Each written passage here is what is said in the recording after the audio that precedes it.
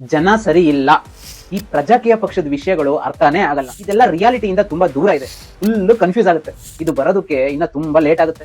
ಈ ಪ್ರಜಾಪ್ರಭುತ್ವದಲ್ಲಿ ಬಂದಿರೋ ಪ್ರಜಾಕೀಯ ಪಕ್ಷದ ಈ 3 ವಿಷಯಗಳು ನನಗೆ ತುಂಬಾ ಇಷ್ಟ ಆಗುತ್ತೆ. 100% ಒಪ್ಪಿಗೆ ಕೂಡ ಇದೆ. ಇನ್ನ 3 ವಿಷಯಗಳು ನನಗೆ ತುಂಬಾ ಬೇಜಾರ್ಪಡಿಸುತ್ತೆ. ಅದ್ರ ಬಗ್ಗೆ ಕೋಪ ಕೂಡ ಬರುತ್ತೆ.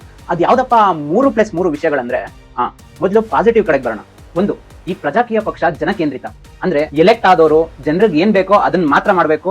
ಏನೇ ಮಾಡ್ಬೇಕಾದ್ರೂ ಜನರನ್ನ ಕೇಳೇ ಮಾಡ್ಬೇಕು. ಜನರ ನಿರ್ಧಾರನೇ ಅಂತಿಮ ನಿರ್ಧಾರ ಆಗಿರ್ಬೇಕು. ಜನರು ಕೆಲವೊಂದ್ಸಲ ತಪ್ಪು ನಿರ್ಧಾರನೇ ತಗೋಬಹುದು, ತೊಂದರೆ ಇಲ್ಲ. ಬಟ್ ಎಲ್ಲೆಲ್ಲಿ ಸಾಧ್ಯ ಆಗುತ್ತೋ ಅಲ್ಲೆಲ್ಲ ಜನರೇ ನಿರ್ಧಾರ ತಗೋಬೇಕು. ಆದ್ರೆ ಇವಾಗಿನ ರಾಜಕೀಯ ವ್ಯವಸ್ಥೆಯಲ್ಲಿ ಎಲೆಕ್ಟ್ ಆಗಿರೋ MLA MP ಗಳು ಅವ್ರಿಗೆ ಬೇಕಾದಂಗೆ ಅವ್ರ ಅನುಕೂಲಕ್ಕೆ ತಕ್ಕಂತೆ ಡಿಸಿಷನ್ ತಗೋತಿದ್ದಾರೆ. ಎರಡನೇದು, ಈ ಪ್ರಜಾಕೀಯ ವ್ಯವಸ್ಥೆಯಲ್ಲಿ ಕೋಟಿ ಹಣದ ಇನ್ವೆಸ್ಟ್ಮೆಂಟ್ ನಡೀತಿಲ್ಲ. ಈಗಿರೋ ರಾಜಕೀಯ ವ್ಯವಸ್ಥೆಯಲ್ಲಿ 1.5-2 ಲಕ್ಷ ಸಂಬಳ ಸಿಗೋ MLA MP ಆಗೋದಕ್ಕೆ ಒಂದೊಂದು ಕ್ಷೇತ್ರದಲ್ಲೂ 100 ಕೋಟಿ ಇನ್ವೆಸ್ಟ್ ಮಾಡಿ ಪ್ರಚಾರ ಮಾಡ್ತಿದ್ದಾರೆ. ಇದರಲ್ಲೇ ಗೊತ್ತಾಗುತ್ತೆ ಅವರ ಗುರಿ ಮತ್ತೆ ಉದ್ದೇಶ ಏನು ಅಂತ.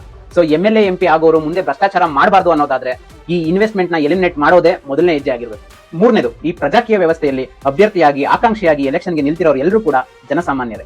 ಹಿಂಗಿದ್ದಾಗ್ಲೇ ಅಲ್ವಾ ಮುಂದೆ ಅವ್ರಿಗೆ ಕೆಲಸ ಸಿಕ್ಕಿದಾಗ ಅವ್ರ ಹತ್ರ ಕೆಲಸ ಮಾಡಿಸ್ಕೊಳಕ್ಕೆ, ಅಕಸ್ಮಾತ್ ಕೆಲಸ ಮಾಡ್ಲಿಲ್ಲ ಅಂದ್ರೆ ಅವ್ರನ್ನ ಕೆಳಗಿಳಿಸೋಕೆಲ್ಲ ತುಂಬಾ ಈಸಿ ಆಗೋದು. ಅದೇ ಈ ಹಣಬಲ, ತೋಳ್ಬಲ, ರೌಡಿಸಂ ಮಾಡೋರೆಲ್ಲ ನಿಂತು ಗೆದ್ರೆ ಮುಂದೆ ಹೇಗಿರುತ್ತೆ, ಹೇಗಾಗುತ್ತೆ ಅನ್ನೋದೆಲ್ಲ ನಿಮ್ಗೆ ಗೊತ್ತಿದೆ. ಸರಿ, ಇವಾಗ ಒಳ್ಳೆ 3 ವಿಷಯಗಳಾಯ್ತು. ಈಗ ನೆಗೆಟಿವ್ಸ್ ಬಗ್ಗೆ ಹೇಳ್ತೀನಿ ಕೇಳಿ. ಪ್ರಜಾಕೀಯ ಪಕ್ಷದ ವಿಷಯಗಳು ಅರ್ಥನೇ ಆಗಲ್ಲ. ಫುಲ್ ಕನ್ಫ್ಯೂಸ್ ಆಗುತ್ತೆ. ಅಲ್ಲ ಗುರು, ಸ್ಕೂಲ್ಗೆ ಹೋಗೋರಿಂದ ವಯಸ್ಸಾಗಿರೋರ್ವರೆಗೂ ಇಷ್ಟು ಸುಲಭವಾಗಿ ಅರ್ಥ ಆಗೋ ವಿಷಯ ಬೇರೆ ಯಾವ್ದಾದ್ರು ಇದೆಯಾ? ಪ್ರಜಾಕೀಯದ ವಿಷಯ ಅರ್ಥ ಆಗೋಕೆ ಯಾವುದೇ ವಿದ್ಯಾಭ್ಯಾಸನೂ ಬೇಕಿಲ್ಲ, ಯಾವುದೇ ಬುದ್ಧಿವಂತಿಕೆನೂ ಬೇಕಿಲ್ಲ. ಸಾಮಾನ್ಯ ಜ್ಞಾನ, ಇನ್ನೋಸೆನ್ಸ್, ಇದ್ರ ಜೊತೆಗೆ ನಮ್ಗೆ ಏನ್ ಬೇಕೋ ಏನ್ ಬೇಡವೋ ಅನ್ನೋದೊಂದು ಕ್ಲಾರಿಟಿ ಇದ್ರೆ ಸಾಕು. ಹಂಗೂ ಏನಾದ್ರೂ ನಿಮ್ಗೆ ಅರ್ಥ ಆಗದಿರೋ ವಿಷಯ ಏನಾದ್ರೂ ಇದ್ರೆ ಕಮೆಂಟ್ ಮಾಡಿ, ಇನ್ನೊಂದು ವಿಡಿಯೋ ಮಾಡಿ ನಿಮ್ಗೆಲ್ಲ ಅರ್ಥ ಮಾಡಿಸ್ತೀನಿ. ಎರಡನೇದು, ಅರ್ಥ ಏನೋ ಆಗುತ್ತೆ, ವಿಷಯಗಳು ಕೂಡ ಸರಿಯಾಗೇ ಇದೆ. ಆದ್ರೆ ಇದೆಲ್ಲ ರಿಯಾಲಿಟಿಯಿಂದ ತುಂಬಾ ದೂರ ಇದೆ. ಇದು ಬರೋದಕ್ಕೆ ಇನ್ನ ತುಂಬಾ ಲೇಟ್ ಆಗುತ್ತೆ. ಒಂದು ತಿಳ್ಕೊಳ್ಳಿ, ಇವತ್ತಿನ ರಿಯಾಲಿಟಿ ಕೂಡ ಒಂದು ಕಾಲದಲ್ಲಿ ತುಂಬಾ ದೂರನೇ ಇತ್ತು. ರಿಯಾಲಿಟಿ ಯಾವಾಗ್ಲೂ ಕಾನ್ಸ್ಟೆಂಟ್ ಆಗಿರಲ್ಲ. ಅದು ಕಾಲಕ್ಕೆ ತಕ್ಕಂತೆ, ಜನರ ಆಲೋಚನೆ ಮತ್ತು ಕೆಲಸಕ್ಕೆ ತಕ್ಕಂತೆ ಚೇಂಜ್ ಆಗ್ತಾನೆ ಇರುತ್ತೆ. ಇನ್ನು ಈ ಪ್ರಜಾಕೀಯ ವ್ಯವಸ್ಥೆ ತರೋಕೆ ತುಂಬಾ ಲೇಟ್ ಆಗುತ್ತೆ ಅಂತ ಹೇಳೋರಿಗೆ ಒಂದು ಮಾತು, ಯಾವುದೇ ಒಳ್ಳೆ ರಿಸಲ್ಟ್ ಕೂಡ ಪಟ್ ಅಂತ ಸಿಕ್ಬಿಡಲ್ಲ. ಅದು ಲೇಟ್ ಆಗೇ ಆಗುತ್ತೆ. ಅದಕ್ಕೆ ಬೇಕಾದ ಪ್ರಯತ್ನ ಮತ್ತೆ ಕೆಲಸ ನಮ್ದಾಗಿರ್ಬೇಕು ಅಷ್ಟೇ. ಅದು ಲೇಟ್ ಆಗುತ್ತೆ ಅನ್ನೋ ಒಂದೇ ಒಂದು ಕಾರಣ ಇಟ್ಕೊಂಡು ನಾವು ಪ್ರಯತ್ನನೇ ಪಡಲ್ಲ, ನಾವು ಅದು ಕೆಲಸನೇ ಮಾಡಲ್ಲ, ನಮ್ಗೆ ಆ ದಾರಿನೇ ಬೇಡ ಅನ್ನೋದು ಸರಿಯಲ್ಲ.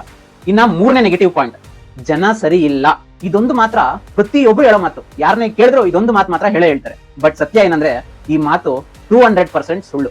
ಏನೋ ಒಂದ್ 10-20% ಜನ ಕೆಟ್ಟವ್ರು ಇರ್ಬೋದೇನೋ, ಆದ್ರೆ 89% ಜನ ಅಂದ್ರೆ ಮ್ಯಾಕ್ಸಿಮಮ್ ಜನ ಒಳ್ಳೆಯವರೇ ಇರೋದು. ಆದ್ರೆ ಪ್ರಾಬ್ಲಮ್ ಏನಂದ್ರೆ ಆ 10-20% ಜನಕ್ಕೆ ನಾವು 89% ಜನ ಇನ್ಫ್ಲೂಯೆನ್ಸ್ ಆಗಿ ಜನ ಸರಿ ಇಲ್ಲ ಅಂತ ಸುಮ್ನೆ ಮಾತಾಡ್ತಿದೀವಿ ಅಷ್ಟೇ. ನಾವು ಹೇಳೋ ಹಾಗೆ ಅಷ್ಟೊಂದ್ ಜನ ಸರಿ ಇಲ್ಲ ಅಂದಿದ್ರೆ ನಾವು ಮನೆಯಿಂದ ಆಚೆ ಹೋಗಕ್ಕಾದ್ರೂ ಆಗ್ತಿತ್ತ? ನಾವು ಇಷ್ಟು ನಮ್ ಕೆಲಸಗಳನ್ನ ಮಾಡ್ಕೊಂಡು ನಮ್ ಜೀವನ ಸಾಕ್ಸಕ್ಕಾದ್ರೂ ಆಗ್ತಿತ್ತ? ಮೊದ್ಲು ಈ ಜನ ಸರಿ ಇಲ್ಲ ಅನ್ನೋದನ್ನ ಬಿಡ್ಬೇಕು. ನಾವು ಸರಿ ಇದೀವಾ, ಎಷ್ಟ್ರ ಮಟ್ಟಕ್ಕೆ ಸರಿ ಇದೀವಿ ಅಂತ ಒಂದ್ ಸ್ವಲ್ಪ ನೋಡ್ಬೇಕು. ಇನ್ನೂ ಏನಾದ್ರೂ ಈ ಪ್ರಜಾಕೀಯ ವ್ಯವಸ್ಥೆಯಲ್ಲಿ ನೆಗೆಟಿವ್ಸ್ ಕಂಡು ಬಂದ್ರೆ ಕಮೆಂಟ್ ಮಾಡಿ, ಡಿಸ್ಕಸ್ ಮಾಡೋಣ.